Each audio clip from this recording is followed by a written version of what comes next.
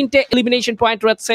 যদি শেষ সার্কেলে গিয়ে প্রতিটা টিমকে তারা স্পষ্ট দেখতে পায়, সেখানেও যদি প্রেশার তৈরি না করেন, জাস্ট রোলটা যদি প্লে করেন আরএনএক্স দের মতো, আমার মনে হয় যে প্রিভিয়াস গেমে যে ভুলটা আরএনএক্স করেছিল সেটা টিম জডিয়াক আজকে করবেন না, বা টিইসি স্টার্ট করবেন তাদের battle against team RNTX. Fight start হয়ে গেছে। Hunt, okay, no, this is not RNTX, this is total winners blade versus prince এর ফাইট। শর্টে সামিকে শুরুতে নেওয়া হচ্ছে, না হান্টারকে মতো প্রেশার করবেন রাহাত, এইচপি সংকট থাকবে। Come on, Prince versus Blade, Prince versus Blade, and Blade win, Blade win.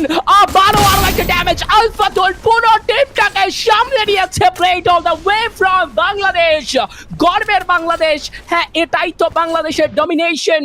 Pakistan just বুড়ো আঙুল দেখিয়েছে একা 3টে এলিমিনেশন পয়েন্টের সঙ্গে টিইসি ব্লেড।